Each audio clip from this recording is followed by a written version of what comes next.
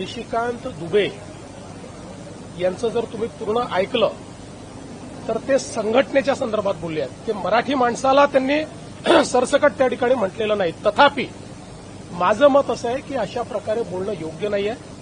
कारण त्याचे जे अर्थ निघतात ते अर्थ हे लोकांच्या मनात संभ्रम तयार करतात. मी पुन्हा एकदा सांगतो की मराठी माणसाचं ऐतिहासिक योगदान या महाराष्ट्रामध्ये प्रचंड मोठं आहे आणि आपल्याला कल्पना आहे की ज्यावेळी परकीय आक्रमकांनी या भारताची संस्कृती संपवण्याचा प्रयत्न केला होता त्यावेळेस ती जिवंत ठेवण्याचं काम हे छत्रपती शिवरायांनी केलं, छत्रपती संभाजी महाराजांनी केलं आणि त्यानंतर मराठ्यांनी संपूर्ण भारतामध्ये त्या ठिकाणी आपली संस्कृती जिवंत ठेवण्याकरता परकीय आक्रमकांच्या विरुद्ध लढाई केली.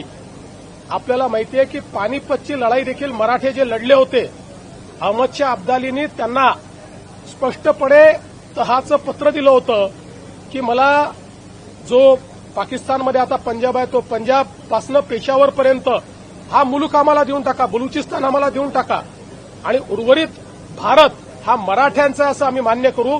पण मराठ्यांनी ते मान्य केलं नाही. मराठे तोही मुलूक अखंड भारत वाचवण्याकरता त्या ठिकाणी पानिपतच्या लढाईला गेले होते. त्यामुळे हा मराठ्यांचा इतिहास आहे आणि आजही देशाच्या जीडीपीमध्ये सर्वात जास्त कॉन्ट्रीब्युशन देणारा आमचा महाराष्ट्र आहे.